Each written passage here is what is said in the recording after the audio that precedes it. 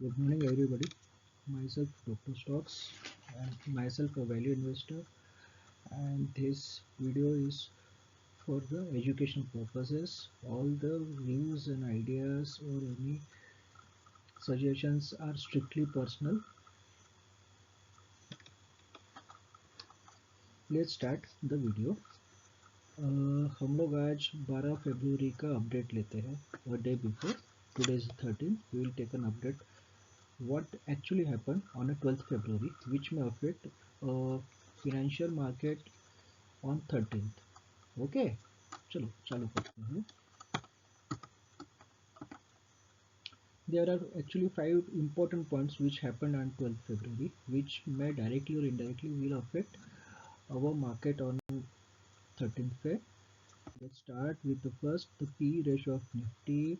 Second point should be FI sellings, सबको पता है.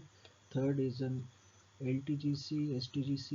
Fourth, gold and rupee prices which got corrected a little bit. We can't say it's a correction, but still it's corrected.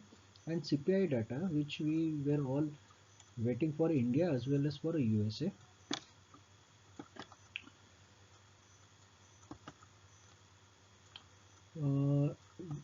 During this time we can say कि at 13th February Thursday it has to be a very eventful day, क्योंकि हमारे पास बहुत सारे data आज जमा हो चुके हैं, जिस कारण से हम लोग ये बोल सकते हैं कि 13 फरवरी को मार्केट में be volatile, but it should be bottoming out somewhere near 2300 to 22900, यानी हम लोग बोलेंगे 23,000. Nifty should be around 23,000 as a base, or more in a lower trend it should go up to the 22,900. In an uptrend it should actually close around 23,200. Let's start with the first point,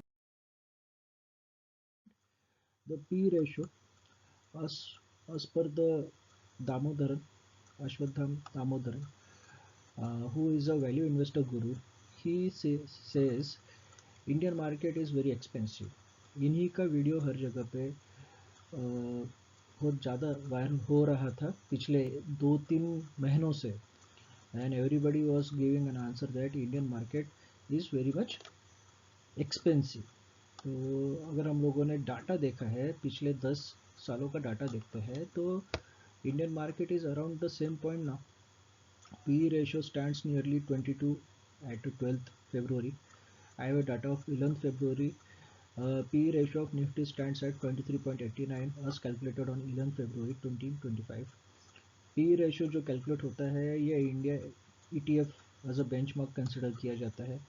It was highest at 35-36, but at today's fallen market it has corrected to 23-22. What is an actual P ratio should be? The actual P ratio should be around 12. So on a paper still Indian market is actually on a expensive side rather than undervalued, but considering it as an emerging and growing fastest growing economy as per our finance minister, we can say Indian market is very nicely placed and still very undervalued as compared to the developed markets around the world, considering USA and China.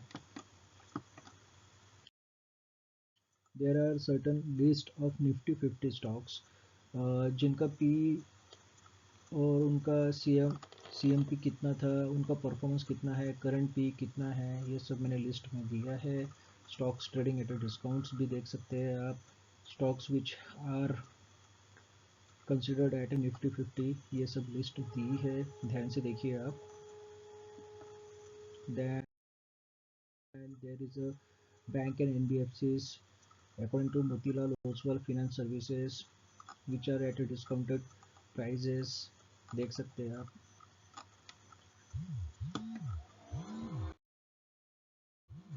What actually the second point is FI selling. सबको पता है Trump tariff है, Fed commitments on rate cuts. कल ही के video में मैंने डाला था कि फेड ने बता दिया है कि they are in no hurry to cut rate और एलिवेटेड वैल्यूएशंस, जो हम लोग सब सुन ही रहे हैं. So nothing much new to talk about, but yes there is an 18 lakh crores sold outs in last 6 days because of these three important points. We can say market stats. Okay,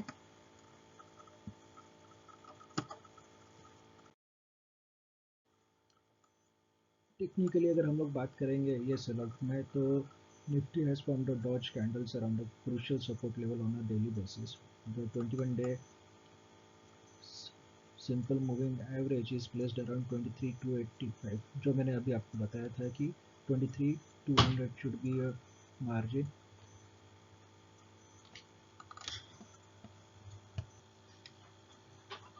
So the margin should be what I said earlier, 23,280 to 23,000. So is a strong hurdle. मेरा अभी भी target 23,700 का होना चाहिए. Down side मैंने 22,900 बताया है. Technically ये लोग बोल रहे हैं कि 22,780 is a key support level. I don't think so that market will go further to this range. अब गिरते मार्केट में तो हम लोग कुछ भी टारगेट बोल देंगे, बोलेंगे भाई 22,000 ही आ जाएगा, 18,000 ही आ जाएगा. ऐसा होता नहीं है. नो बडी हैज़ थॉट कि मार्केट इतना गिरेगा. अगर किसी को पता होगा तो I should salute to that person. Actually ये पिछले 30 सालों में लगातार पाँच महीने का सेलिंग है. ये आज तक कभी हुआ ही नहीं. Last time it took place in 1996 when SEBI come out with mutual fund amendment. उसके बाद से आज तक ये कभी हुआ नहीं. इतना बड़ा सेल आउट जो 1 lakh crore with in first 40 days of year, मेरे ख्याल से मैंने तो देखा नहीं है. ऑन अ टेक्निकल और स्टैटिस्टिक बेसिस ये भी 30-35 साल पहले का हुआ जब मार्केट नया नया था. इतना बड़ा सेल आउट अगर किसी ने सोच के रखा होगा तो मैं बोलूँगा भैया आपके चरण स्पर्श है. इतना कभी होता नहीं है. तो डॉज कैंडल होता है. तो डॉजी कैंडल हम लोग अगर बोलेंगे तो ये कहीं पे भी टर्न हो सकता है, यानी ऊपर भी जा सकता है, नीचे भी जा सकता है. तो हम लोग देखते हैं भैया, ये हम लोग तो ट्राई करेंगे. वी आर एक्सपेक्टिंग कि भैया ऊपर की तरफ ही जाए, नीचे जाने का तो किसी की मंशा होती नहीं है. Okay, this was how the sectoral performance took place in sell outs. हम लोग ये देख सकते हैं. Nifty metal, Nifty PSU banks, Nifty private banks, ये थोड़े से बाइंग रेंज में थे. बाकी सब तो सभी को पता है गिरना चालू था, खास करके रियलिटी. ये मैंने पहले भी बताया है कि reality stocks already over valued थे. उनका कंजम्पशन है या नहीं है मुझे पता नहीं, इतना जितना हिसाब से उनका कंस्ट्रक्शन चालू है, flats and around everything. Let's see what the coming days we can predict. Now let's see about new tax rates which will be effective from 1st of April. इसमें इक्विटी म्यूचुअल फंड्स के LTGCs 12.5 का ही दिया था.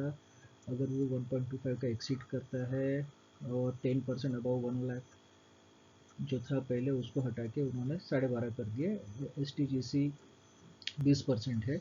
इसमें कोई changes नहीं किए हैं. जो पहले 15 था ये 20% कर दिया है. अब डेट म्यूचुअल फंड्स का सेम आप जो पढ़ रहे हैं स्क्रीन पे आराम से पढ़िए उसे. यस, रियल स्टेट्स का भी देख सकते हैं, लिस्टेड अनलिस्टेड का भी LTGC मैंने डिस्क्रिप्शन में बहुत अच्छे तरीके से दिया है. So just look around this.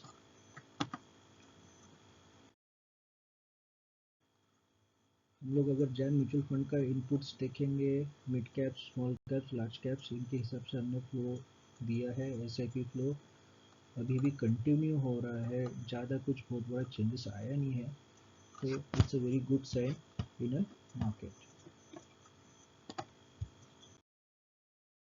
Gold which has rose to 87,960 पर 10 ग्राम्स. थोड़ा सा करेक्शन है, इसको करेक्शन भी नहीं बोलेंगे भाई. 7.5, हाँ 7.5 यानी 77,000 के आसपास हुआ करता था. अब ये 10,000 पॉइंट ऊपर चढ़ गया है, तो इसको कोई करेक्शन बोला नहीं जाएगा. हाँ, but we can say that India is in top 3 to buy a gold reserve throughout the year. तो बहुत अच्छी बात है that we are having a technically very good bullion support with us. Record buying here, there is no logic to say that कि ऐसा होना नहीं था, सभी को पता था गोल्ड चढ़ेगा करके. Now we come to CPI data, India and USA का. India का CPI data use a proper story that we are correcting, inflation is getting slower. Okay, around the given valuation CPI data, they आपका जो inflation है काफ़ी हद तक नीचे आ गया, काफ़ी हद तक both the general and consumables, everything has been under control now. हम लोग यही देख लेते कि की टेकअवेज क्या है इसमें। सीपीआई डाटा इन्फ्लेशन का मंथ ऑन मंथ के हिसाब से दिया हुआ है, हर जगह हर पॉइंट पे अच्छा खासा करेक्शन है। So it's very good and bullish sign towards an Indian economy कि हमारा इन्फ्लेशन अंडर कंट्रोल आया है। अगेंस्ट दैट ऑफ यूएसए ने तो कोई भी टारगेट अचीव किया ही नहीं, सब जो टारगेट था ये उससे ज़्यादा ही क्लोज हुआ है। So it's a very brutal sign for on US economy, जहाँ पे फेड रेट्स कंट्रोल या कट कर ही नहीं सकता। So we can say that US economy will face a hit while it's a very good buying situation for an Indian market.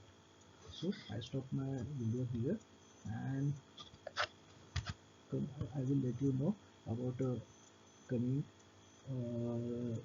important updates in the next video. Thank you.